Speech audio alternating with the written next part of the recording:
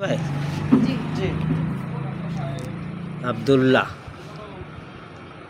Abdullah yes, এটুকু অন্তত বুঝে নাম বললে আব্দুল্লাহ বলে ডাক শুনছে, মানে এদিকে খেয়াল করলো। আবার আমরা যদি তাই ডাকি, আমরা হ্যাঁ, নিজেরা ডাকি তো বলবে যে হ্যাঁ। এই হুম একটু হ্যাঁ, টিমিডিটি ভাব আছে, একটু টিমিডিটি প্রবণতা দেখছি যে আমি যখন নাম ধরে ডাকলাম তখন আব্বার পাশে যে দাঁড়াচ্ছে। হুম, তো this is another case of autism disorder. এই ধরনের কেস আমি তোমাদের দেখিয়েছিলাম। বেসিকলি একটা পেশেন্ট সিরাজগঞ্জ থেকে, ওই রুগীটা কিন্তু দারুণ উন্নতি এবং পরবর্তীতে ওষুধ আর লাগেনি।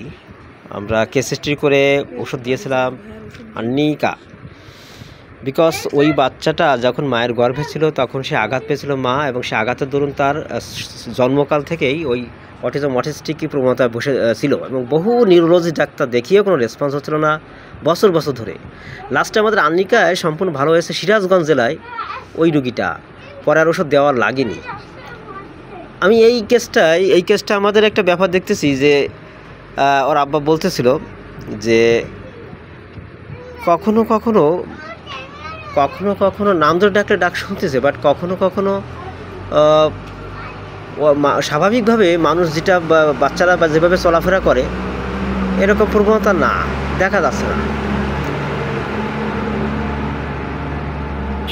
ওর বর্তমান প্রেজেন্ট কমপ্লেক্স বর্তমান সমস্যা কী কী, বর্তমানে ওর কী কী সমস্যা আছে? বর্তমান নালা পড়ে নালা পরে আর কি? আর আসলে আমার সব কথাবার্তা ক্লিয়ার বলতে পারে না। কথাবার্তাগুলো মানে কথাগুলো ক্লিয়ার অ্যাবসলিউটলিভাবে বা পরিষ্কারভাবে কথাবার্তা বলতে পারে না। অন্যান্য বাচ্চারা ওই বয়সে যা পারে, অন্যান্য বাচ্চারা ওই বয়সে যেটুকু পারে কিন্তু ও ততটা পারে না। কিছু মানে বাড়ানোই পারে না, 12 আনা পারে না, আর হয়তো সামথিং কিছু অল্প সোজা কুলি করতে পারে না, গালে জল নিলে পানি নিলে কুলি করতে পারে না। না ওই ব্রাশ করতে পারে, বিরাজ করে খেয়ে ফেলে। গিলে খেয়ে ফেলে। সো ডেফিনেটলি অটিজম আমি এই কেসটি করে নিয়েছিলাম, এবং নবীন ডাক্তার বন্ধুরা তোমাদের শেখানোর জন্য কী মেডিসিন প্রেসক্রিপশন করলাম। তো সিএইচডি সার্কুলেশন অফ হেরিডিটি ডিজিজে বংশপরম্পরা অথবা এফএইস ফ্যামিলি স্টোরি যে যা বলবে। একজন পেলাম যে গ্র্যান্ডফাদার প্যারালাইজ, দাদার প্যারালাইজ ছিল, থার্মাল রিয়াকশান,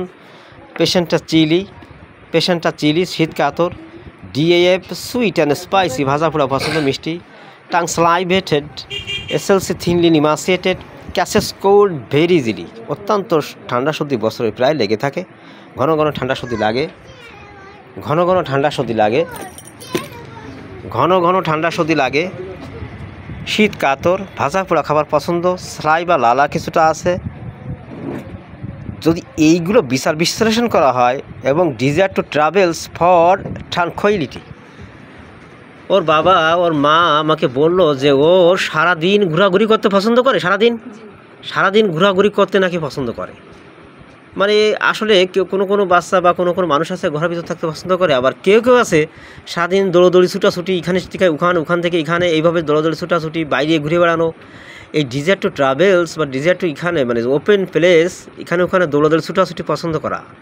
ঘরকে ফেলে বাইরে আসি, বাইরকে ফেলে ঘরে যাই, কোন বা সে দিবানিসি কিসে আমি শান্তি পাই। একটা রাধারমণ বিশ্বাসের কবিতা আছে, ওই মেডিসিনটার কথা মনে পড়ে গেল যে একবার ঘরে যাব, একবার বাড়ি আসবো, একবার ঘরে যাবো, একবার বাইরে যাবো, কোথায় আমি শান্তি পাই। এই শান্তির জন্য সে খুঁজে বেড়ায়, এত ভ্রমণ পছন্দ, এত ঘোরাঘুরি বাইরে। Not only that, the patient is chilly শীতকাতর, খাবার দাবার ভাজা পোড়া পছন্দ, তার সেলাই বা লালা আছে, ভ্রমণের পর ট্রাভেলস, বাইরে ঘুরতে পছন্দ, প্রশান্তি পায়, ক্যাসেস কোড ভেরি ইজিলি। এই 6টা স্ট্রং সিমটম কিন্তু ক্যালকেরিয়া ফসকে ইন্ডিকেট করে। ক্যালকেরিয়া ফসের রোগীরা শীতকাতর, তার ভাজা পোড়া খাবার পছন্দ, এমনকি কোনো বইতে লেখা আছে মাংসের রানটা পছন্দ করে। আচ্ছা, ক্যালকেরিয়া ফসের ক্যাসেস কোড ভেরি ইজিলি আছে, ক্যালকেরিয়া ফস ভ্রমণের দারুণ পছন্দ, ক্যালকেরিয়া ফসে অটিস্টিক, শারীরিক গঠন ঠিকমতো হয় না, এই নালা ভোল্টে থাকা, সব কিছু কিন্তু আছে। আমাদের প্রত্যেকটা হোমিওপ্যাথি ওষুধ হলো ফিলোসফি, এই প্রত্যেকটা মেডিসিনের চিত্র মনে রাখতে হয়। তো আমাদের খেয়াল করতে হবে, শুধু কি ওষুধের চিত্র মনে রাখলে হবে? একটা রুগীর তো অন্যান্য কারণগত রোগ হতে পারে। আমি যে কথাটা বলছিলাম, আমার আগে যে অটিজম কেসটা সাকসেস হয়েছিল, ওই রুগীটার কিন্তু কারণগত প্রেসক্রিপশন সাকসেস হয়েছিল। এর আগে কনস্টিটিউশনাল ধাতুগত প্রেসক্রিপশন করে আমার রুগী ভালো হয়েছিল না। তো এই রুগীর একটা ব্যাপার দেখছি, মা বলল 5 স্টোরিতে আমি দেখলাম যে হিট, এই যখন ডেলিভারি হয়েছিল তখন এর নাকি প্রচণ্ড একটা আঘাত পেয়েছিল, তাই তো বললেন, সে আঘাতের জন্য ঘাড় ফুলিয়ে গেছিলো। তাহলে আমরা জানি যে শিশু জন্মগ্রহণ করার পর যদি আঘাত পায় তাহলে কিন্তু তার পরবর্তীতে সমস্যা আছে। কী হয়? বিভিন্ন ব্যাধি দেখা দেয়। অটিজম অটিস্টিক হতে পারে, ব্রেনে আঘাত হতে পারে, বা বিভিন্ন রকম রোগ দেখা দিতে পারে, সেটাও একটা কজেশন হতে পারে। আমি যদি কনস্টিটিউশনাল ট্রিটমেন্ট হিসেবে প্রেসক্রিপশন করি, আমার রুগী ক্যালকেরিয়া পয়াস। আবার যদি কারণগত প্রেসক্রিপশন করি, তার ন্যাট্টাম সালফান আর নিকা, আঘাত, মস্তিষ্কে আঘাত, মাথায় আঘাত লাগার প্রমাণ, তারপর থেকে ব্রেনের বা মানসিকভাবে যে বিকারগ্রস্ত, তার জন্য আমার ন্যাট্টাম সাল প্রয়োজন হতে পারে, আর নিকা আসতে পারে। সো ডেফিনেটলি আমাদের খেয়াল করতে হবে। আমি কিন্তু প্রথমে প্রেসক্রিপশন করছি কজেশন, কারণগত। অর্গানন বলছে কারণগত প্রেসক্রিপশন সব থেকে বেশি রেসপন্স করে যদি কারণ খুঁজে পাওয়া যায় রোগের ভিতরে। সো আমি কারণগত প্রেসক্রিপশন করলাম নবীন বন্ধুরা তোমাদের দেখার জন্য। অ্যান্ড সেকেন্ড, অবশ্যই আমি ফলো আপ দেখাবো। ক্যালকেরিয়া ফার্স্ট লাগতে পারে সেকেন্ডে, কিন্তু আমি দেখি আমার প্রথমে কারণগত প্রেসক্রিপশনে কতটুকু দাঁড়ায়। যদি ডেভেলপ উন্নতি হয় তাহলে আমার একই মেডিসিন উচ্চ শক্তি চলে যাইতে থাকবো।